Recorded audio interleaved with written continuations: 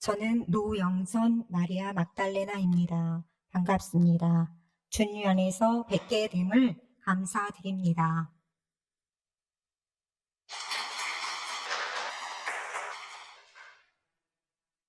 너무 떨리는데요.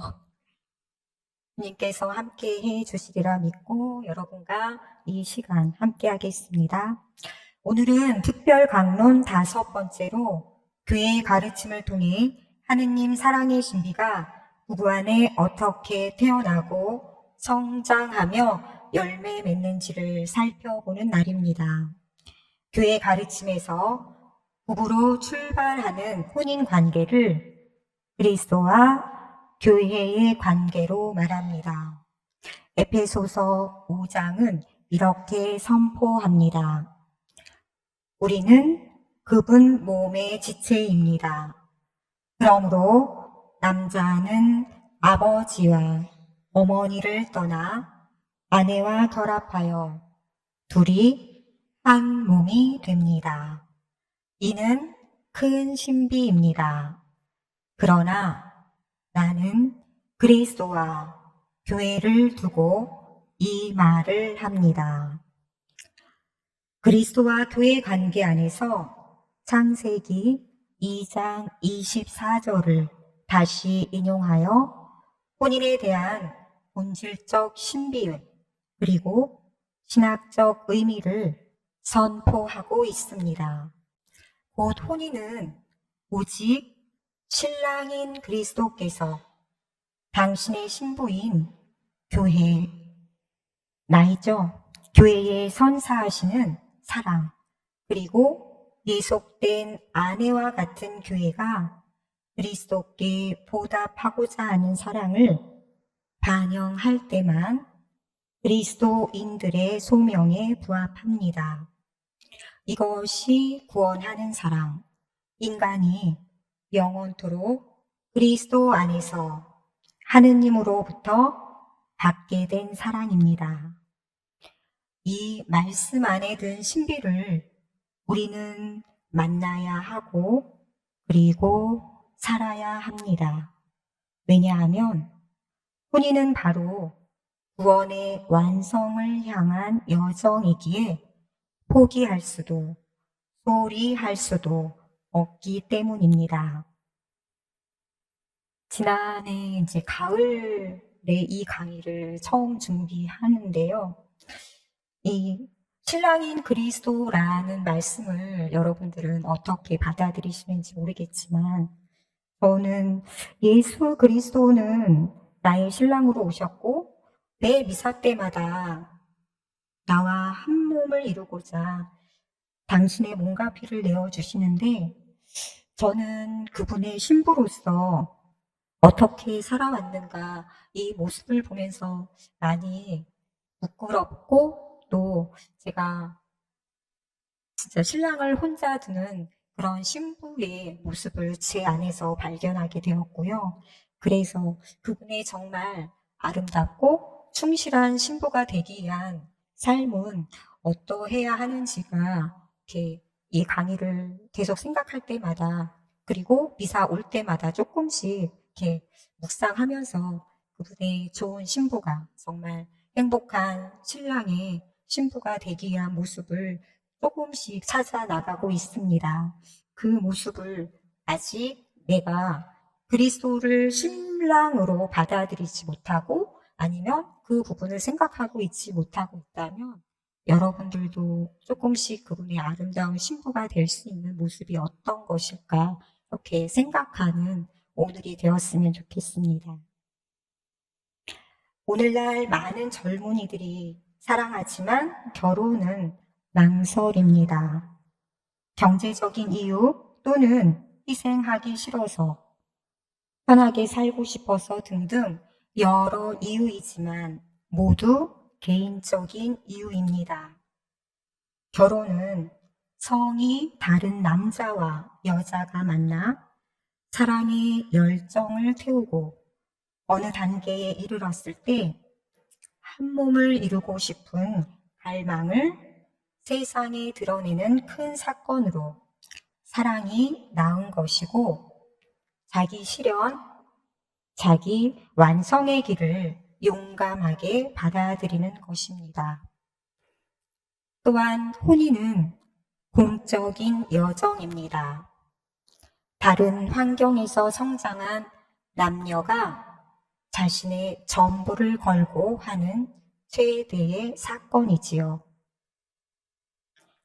결심하고 큰 희망으로 시작하지만 한 몸을 이루는 일은 그리 쉽지 않습니다. 어쩌면 한 몸을 배우는데 평생이 걸릴 수도 있습니다. 한 몸이 된다는 것은 어느 누가 한 사람이 없어지거나 다른 한 사람에게 통합되는 것이 아니라 서로를 넘어서 더 큰 지점을 바라보게 하는 사랑의 신비, 곧 구원의 신비가 들어 있습니다. 때론 두 사람을 포옹하고 때론 두 사람을 뛰어넘는 사랑의 신비를 삶에서 수도 없이 체험하면서 완성됩니다. 그래서 서두르기보다는 우리가 그 부부가 갈망하는 바가 무엇인지를 정확히 알아야 합니다. 에페소서가 바로 이러한 중요한 메시지를 전하고 있습니다.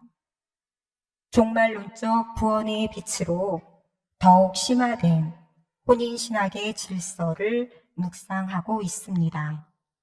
한 남자와 한 여자가 혼인을 통해 나누는 그들의 인간적 사랑이 그리스도와 교회와의 사랑으로 유비되었고 하느님의 모상으로 창조된 남자와 여자가 그 원천으로부터 받은 사랑의 응답이 소명과 사명으로 인간에게 다가옵니다.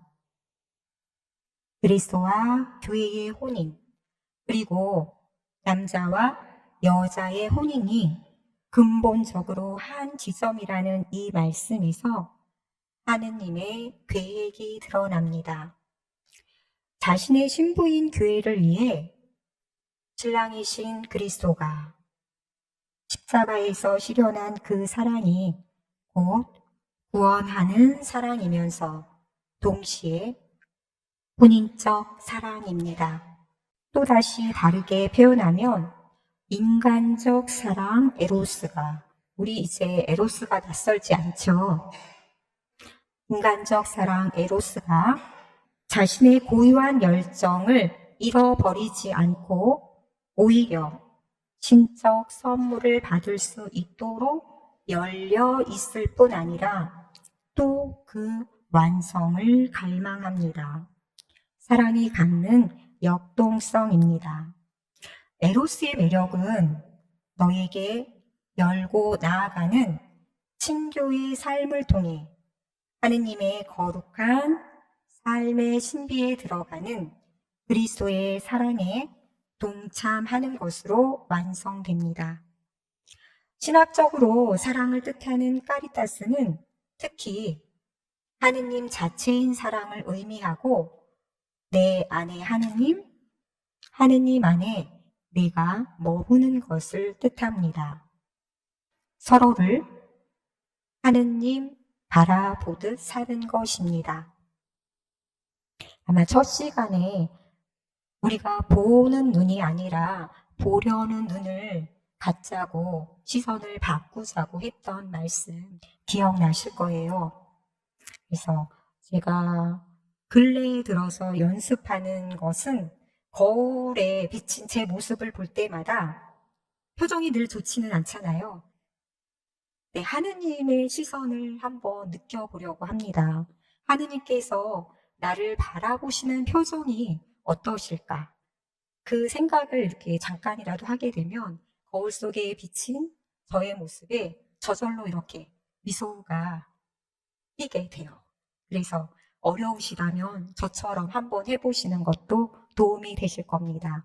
제가 하느님을 바라보는 눈이 아니라 하느님께서 나를 바라보시는 그 시선이 어떨까를 한번 한 번 자꾸 기억하다 보면 제 시선이 그 하느님을 닮아갈 수 있다는 거 거울 볼 때마다 한번 해보세요. 제가 시작하면서 들려드렸던 창세기 2장 24절의 말씀, 그러므로 사람은 아버지와 어머니를 떠나 아내와 결합하여 둘이 한 몸이 됩니다 라는 말씀은 혼인에 대한 권위가 그리스도와 교회의 일치를 따르는 것임을 말합니다. 즉, 혼인은 처음부터 하느님의 원 계획에 있었고 한 몸을 이루기 위한 연모의 삶은 몸과 성적 결합이 성사성을 표현하는 그 신비를 살게 됩니다. 자연혼의 은총이 더하여 성사혼으로 변화하는 것입니다. 서로 자신을 선물로 내어주는 삶이요, 서로 받아들임으로써 예속된 삶을 드러냅니다. 이 서로 받아들임은 상호 순종이라고도 하는데요. 그 상호 순종의 근원은 그리스도에 대한 사랑입니다. 삶의 모퉁이마다 갈등이 일어나는 것은 삶을 살아가는 과거 방식이 달랐기 때문입니다.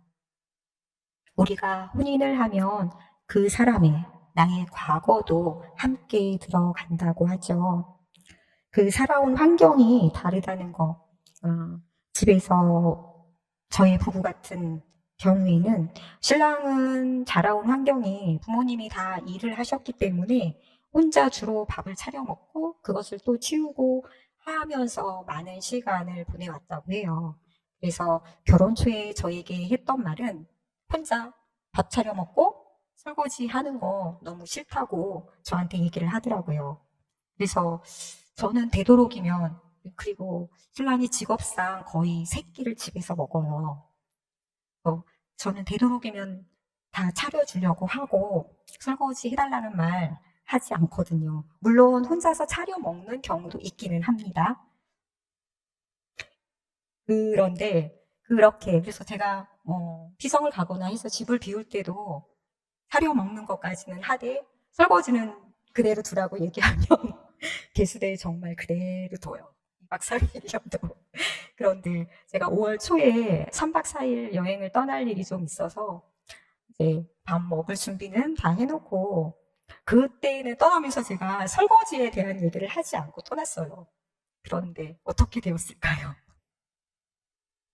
내가 아무 얘기도 하지 않았는데 정말 설거지를 너무 깨끗하게 다 해서 제가 돌아왔을 때는 마지막 먹은 밥그릇 하나만 딱 있더라고요. 그래서 굉장히 고마웠고, 그렇게 변화를 이끌어낼 수 있었던 거, 제가 바라고 한 건 아니었지만 아마 그 말을 그대로 존중해주고 했던 부분에서 신랑의 변화가 있지 않았을까. 그래서 그 모습 보면서 정말 행복했습니다.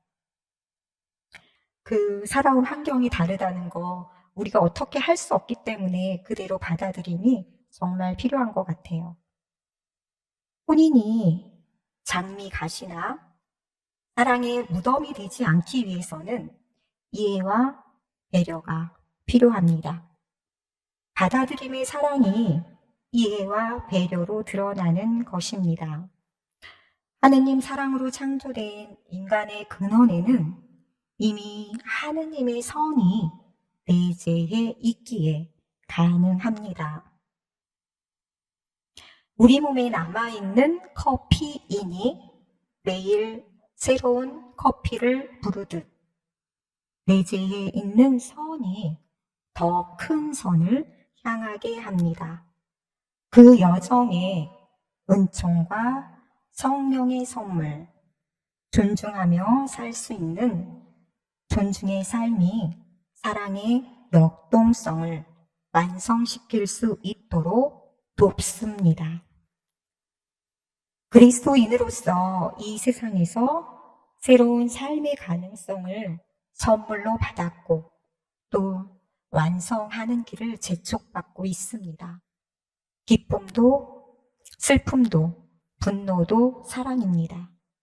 처음 시작한 사랑이 완성을 지향하고 있기에 때론 기쁨으로, 때론 슬픔으로, 때론 분노로 신호등처럼 길을 안내하는 것입니다.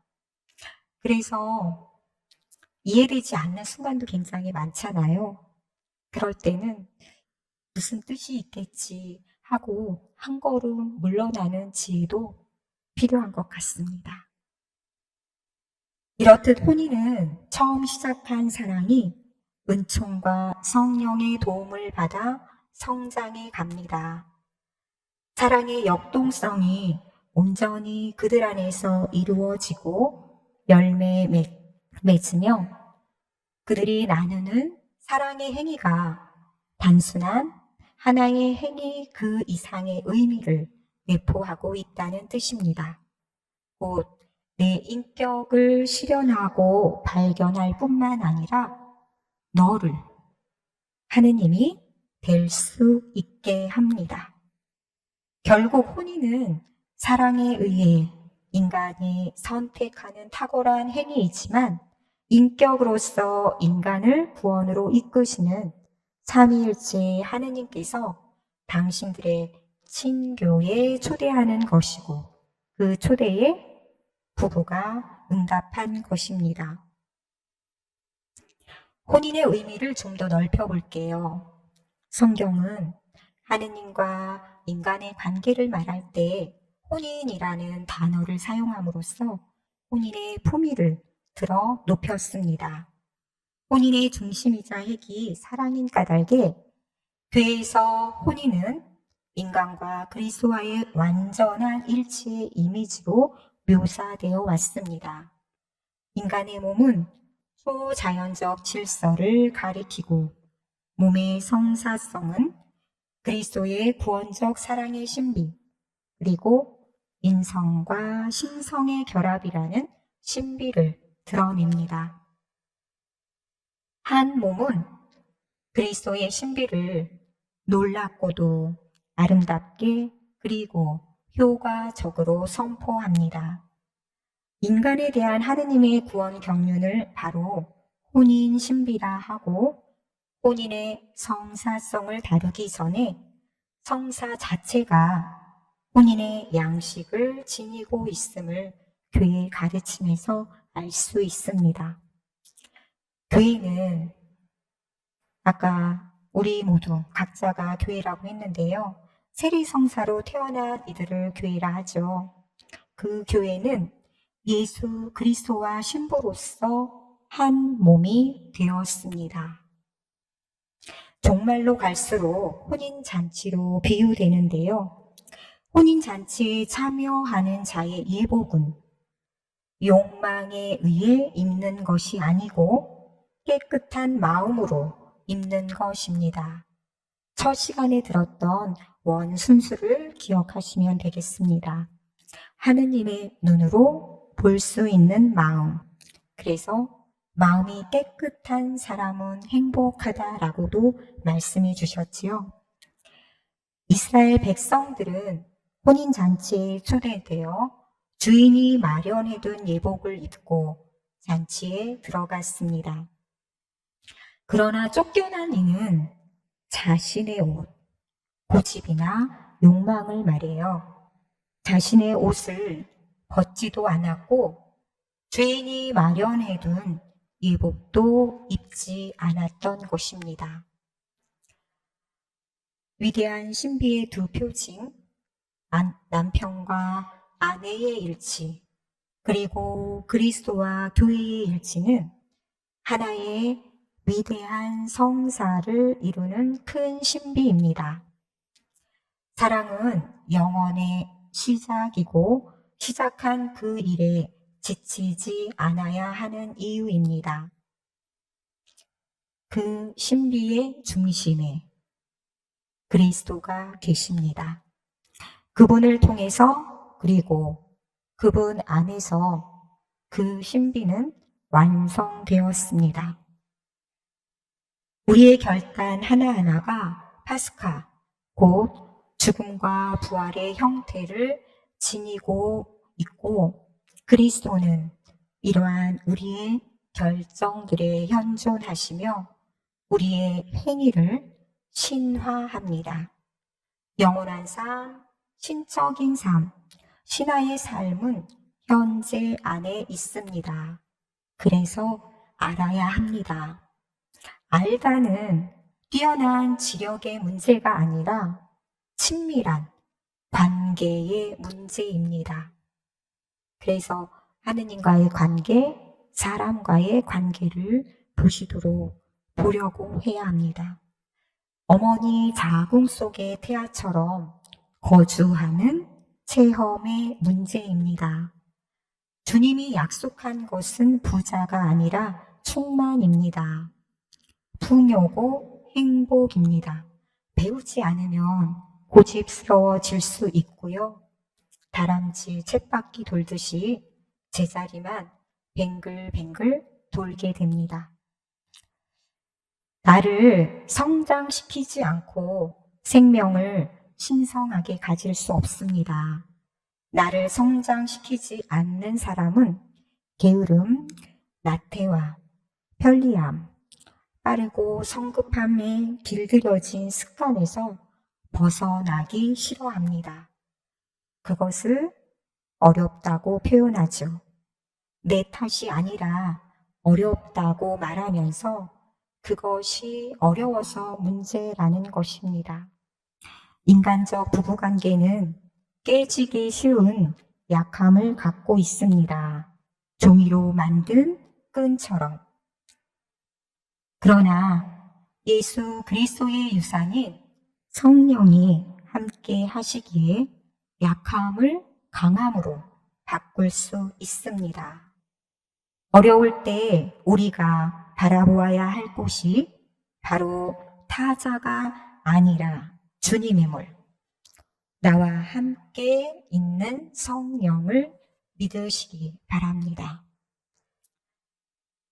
성체가 빵의 형상이고 그 안에는 자신을 선물로 내어주는 그리스도의 몸이 그 진료이듯이 혼인의 형상에는 자기 자신을 선물로 내어주는 혼인성이 그 진료입니다. 오늘날 많은 젊은이들은 혼인 그 자체가 문제가 있는 것도 아닌데 혼인이 문제인 것처럼 혼인을 기피하고 쌈박한 싱글을 원합니다. 또 부모들도 그렇게 말씀하시죠. 과연 그게 정답일까? 그렇게 살면 행복할까? 질문하고 생각하고 답을 다시 찾아야 합니다. 그리고 그 찾은 답을 자녀들에게 자신의 삶으로 보여주어야 합니다. 이 세상에 태어나서 사랑을 해보지도, 사랑을 주지도 못하고 혼자 외로이 요양원 한 끝자리에서 100년을 살고 생을 마감한다면 그게 정말 삶의 의미일까요? 결혼을 하든 안 하든 자신의 몸에 쓰여진 혼인성을 살지 않으면 행복할 수는 없습니다. 어쩌면 쾌락을 행복이라고 생각하고 있을 수 있습니다. 본성을 잘 이해해야 자신의 선을 이해하듯 혼인성을 잘 이해하면 혼인은 어렵지 않습니다. 한 남자와 한 여자의 혼인에서도 봉헌자들도 독신성소를 사는 이들도 곧 모든 사람에게 해당되는 내용입니다. 그 혼인성의 특징은 한 번에 몰아서 주는 것이 아니라 지속성입니다. 그래서 혼인성하고 성이 붙습니다. 다시 성경으로 돌아가서 구약 성경에서 혼인을 인격과 인격의 만남이라고 하는데요. 그럼 그 세상의 수많은 관계 중 혼인 관계로 말하는 경우는 딱 두 가지입니다. 한 여자와 한 남자, 그리고 그리스도와 나. 내가 주체가 되어 너의 주체를 만날 때 나라는 페르소나가 너라는 페르소나를 만날 때만 가능합니다. 예를 들어 군주와 신하의 관계, 나와 애완견의 관계는 혼인 관계가 아닙니다. 나에서 출발해야 하고요. 왜냐하면 나 없이 우리가 없기 때문입니다. 나 없어도 내 가정이 행복한 게 아니라 내가 있어야 행복한 우리 집입니다. 우리는 앞선 주간들 안에서 4주 동안 사랑이 단순한 감정이 아니라는 것을 확인했습니다. 오늘도 내 안에 현존하시는 하느님을 인식하는 것에서 우리의 사랑이 시작되고 우리의 지성과 자유의지, 감정이 그분께 순명할 때 사랑의 행위가 사랑하는 이와 결합됩니다.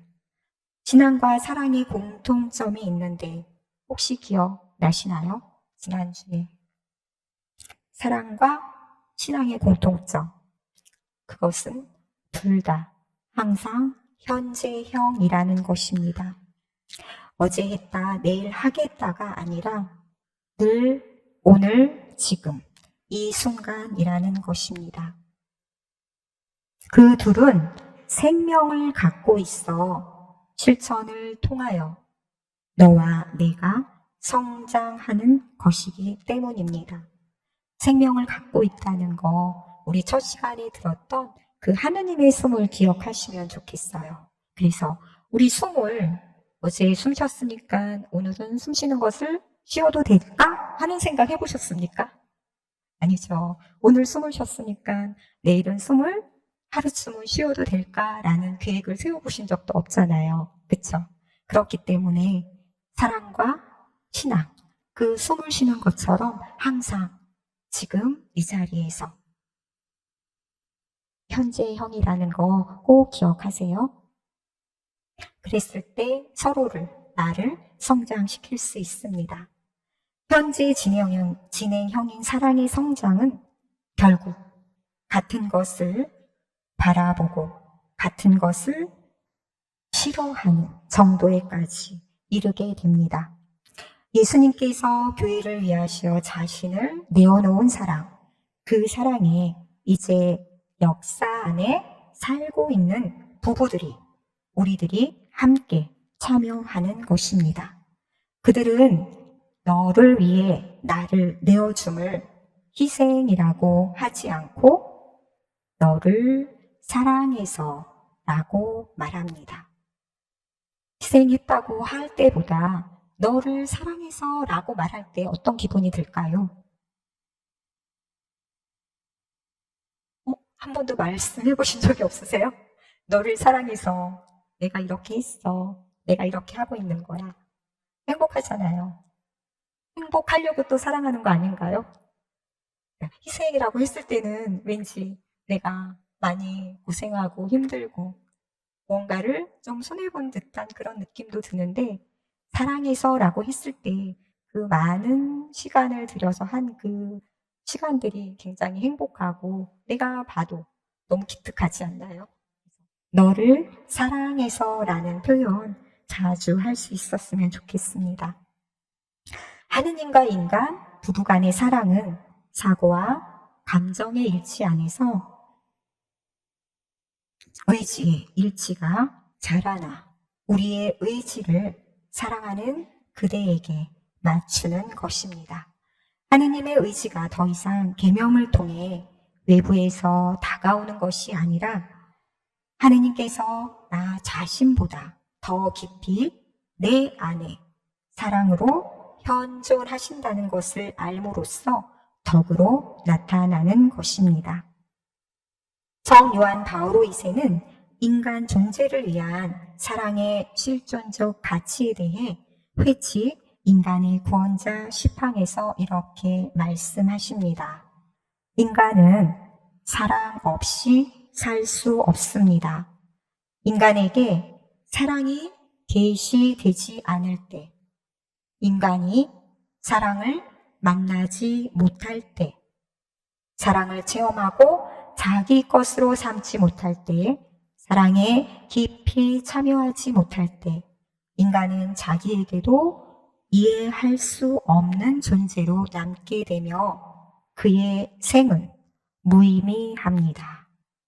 이미 말한 바 있듯이 구원자 그리스도께서 인간을 인간에게 완전히 드러내 보여주시는 분이 되시는 까닭이 여기에 있습니다. 사랑 없이 인간은 살 수 없다라는 가르침에서 교황은 인간의 갈망과 행복이 사랑일 뿐만 아니라 생명의 원천이요, 삶의 동력이며 갈망과 행복을 이어주는 다리 또한 사랑임을 강조합니다. 그럼 내가 어디까지 사랑해야 할까요? 얼마큼 사랑해야 될까요? 어디까지? 그 사람도 하느님의 모상이라고 인정할 수 있는 만큼 사랑하세요. 제가 결혼 초에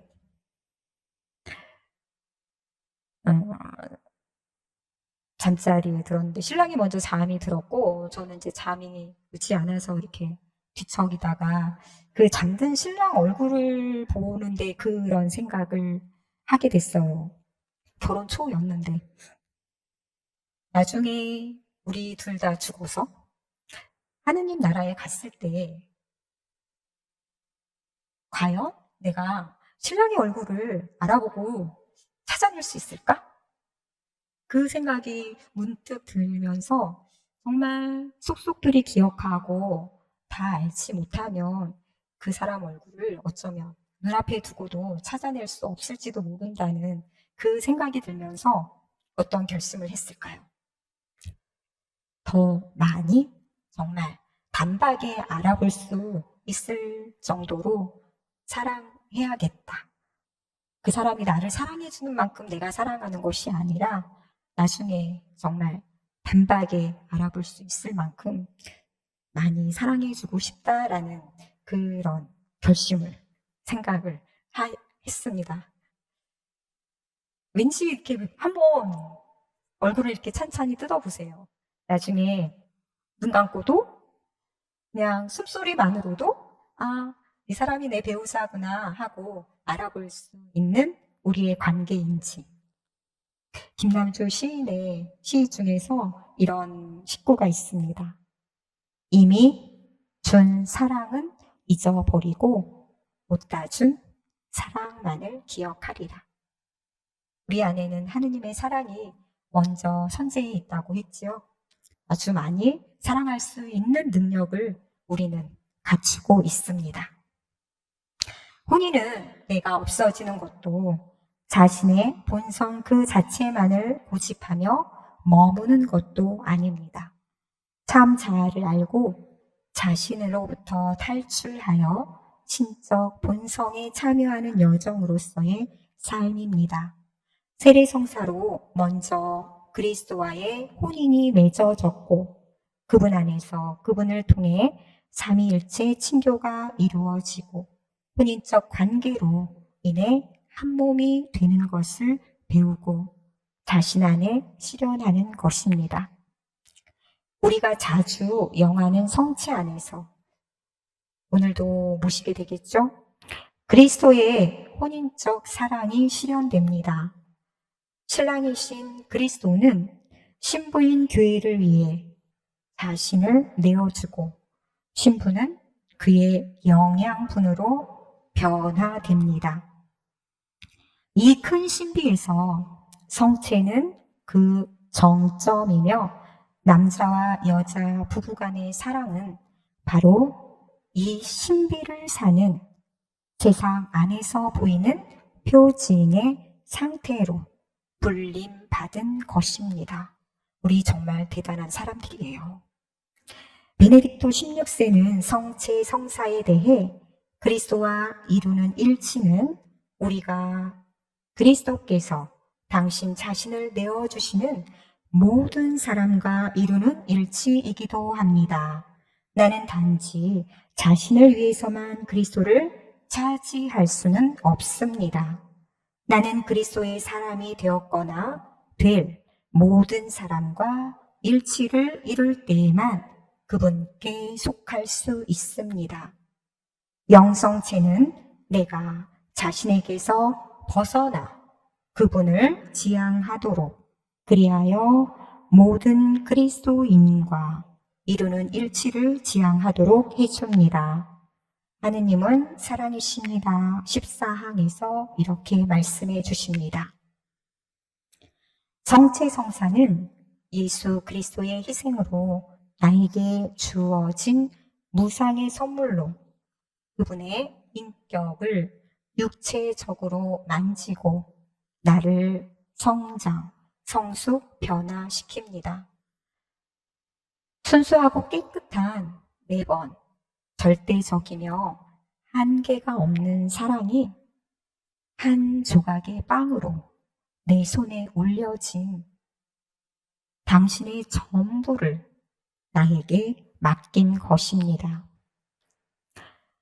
만약 신랑 신부의 성소가 이 성체의 신비를 통하지 않는다면, 자신을 내어주는 그리스도의 사랑을 살지 않는다면, 성체의 신비에 참여하지 않는다면 본인의 성사성을 사는 것은 불가능합니다.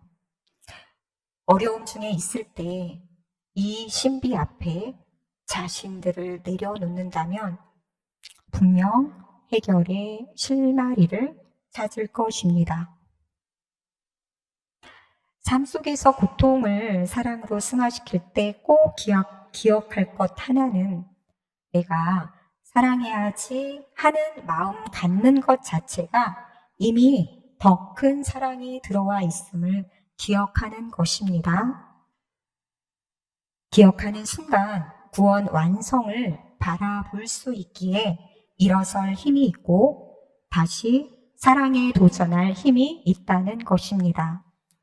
삶 속에서 부딪히는 어려움 그 과정을 통해 한 몸이 되는지 보아야 합니다. 문제를 보지 말고 문제를 갖고 있는 당사자 간의 관계를 보세요. 사랑하느냐? 사랑하지 않는다면 관계 설정을 다시 해야 합니다. 혼인적 사랑에서만 황홀하고 충만하고 다 퍼줄 수 있을 만큼 기분 좋은 사랑이 있기 때문입니다. 아직 우리에게는 사랑할 수 있는 시간이 있고 아버지의 은총 또한 부족하지 않으므로 어느 날 나뿐 아니라 나의 배우자도 후련히 변화할 것입니다. 사랑이라는 생명을 갖고 있는 한 우리는 이 희망을 버릴 수 없습니다. 그러니까 밉다고 포기하지 말고 마음에 들지 않는다고 관심을 버리지 마세요.